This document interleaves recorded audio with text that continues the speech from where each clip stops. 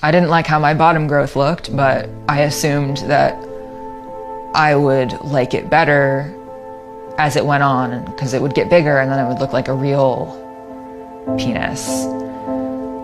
I didn't like the way that my chest looked after surgery, but that was just because it's not healed yet. Once I don't have to do all this recovery stuff anymore and it just looks normal, I'll be happy.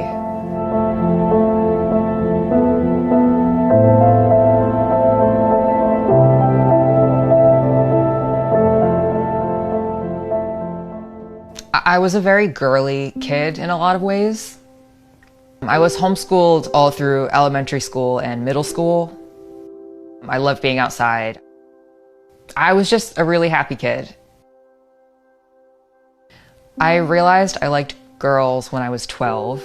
I was worried that being gay was wrong, like I didn't really know very much about it. So I went on the internet and I found a lot of content explaining what gay means, what a lesbian is, what bisexual means, and with that, what transgender means.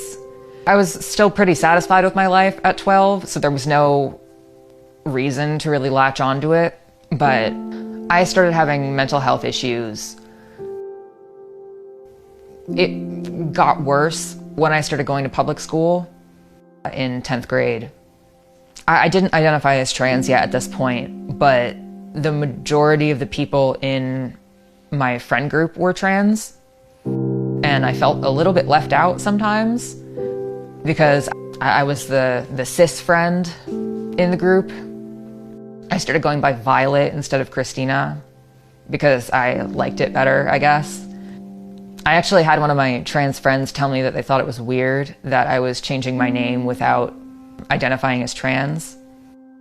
It was during that time that the COVID-19 pandemic hit. Lockdowns started right in the middle part of my junior year, and the online school was just the nail in the coffin. I got cut off from in-person contact with all of my friends, and I just had nothing to do except sit and ruminate on my thoughts and my anxiety and just kind of rot in my house.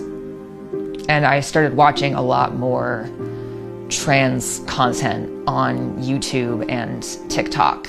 I was depressed and self-harming. I didn't want to be alive, at a lot of times.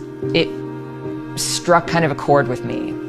I had been having anxiety around the size of my chest for a while at this point. I actually did buy a binder before I even identified as trans.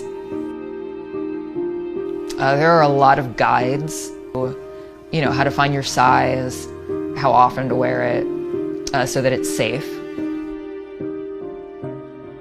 Eventually I got a job at a grocery store, and I would wear it to work. I only did a couple times, but it hurt really, really bad. But I didn't want to go without it because I was kind of psychologically dependent on it, and I was seeing myself appearing to have the body I wanted made it really painful to take it off. Because it hurt, I stopped wearing it, and I started wearing kind of a sports bra that I was hoping would, still make me look a little smaller, and the pain did not stop. I eventually had to quit my grocery store job because of the shoulder injury that was caused by binding. Now, I still can't lift heavy things. It sucks.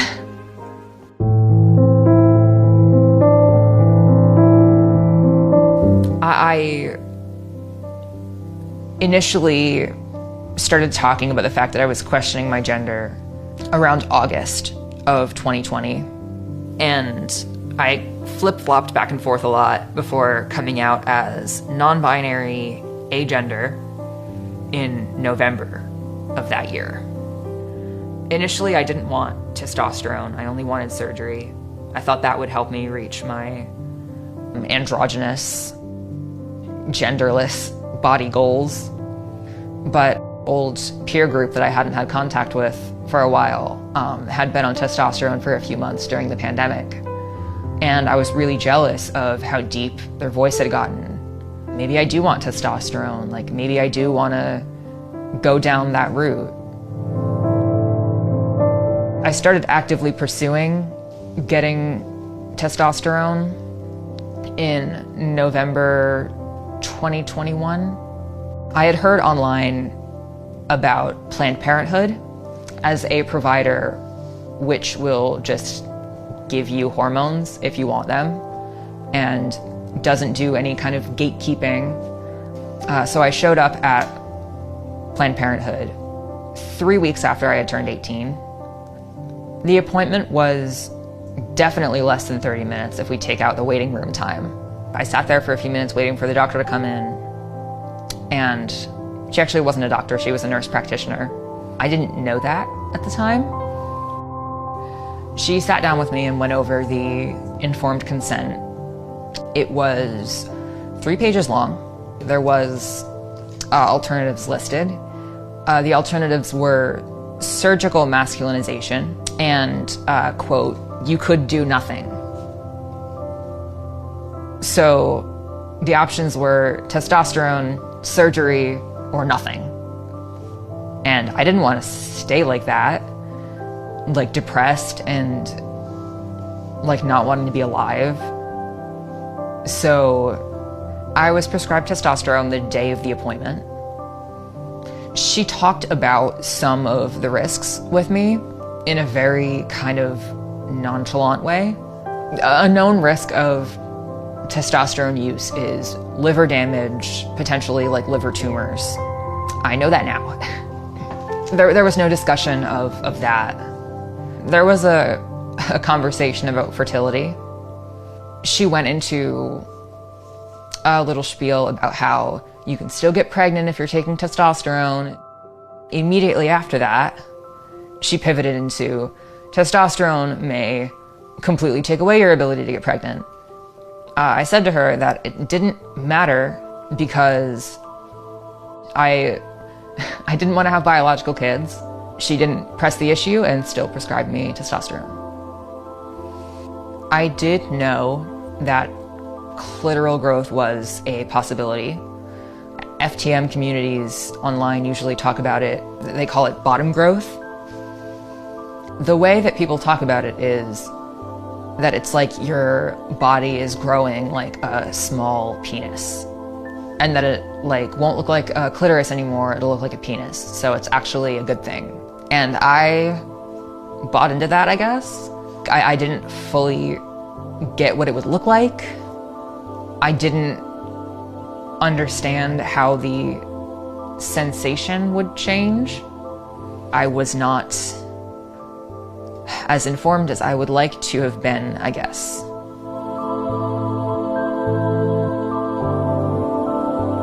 My parents didn't love the idea of me transitioning. I think they kind of felt like they didn't have that much say in what I did because, you know, as soon as I was 18, I could just walk into Planned Parenthood and get hormones. I had my grocery store job, which I was saving all of the money from to save up for surgery. And everywhere they looked online was telling them, if you don't affirm your kid, then you don't love them. Testosterone felt like you would imagine an antidepressant would feel in an ideal world. It was a massive placebo effect. I was experiencing these like changes that were making me look more like a man. My voice was getting deeper. My name is Oren, and this is my voice one day on T. My name is Oren, and this is my voice 4 months on T. Like, I was getting hairier, which I didn't love, but it made me look more like a guy, and that was my goal. The clitoral growth, again, I did not like, but I thought, like, you know, like, I don't like it now, but, you know, it's gonna get bigger. It's gonna start to look more like a real penis. Like, maybe I'll like it then. It never got to that point. I don't think it does for anyone.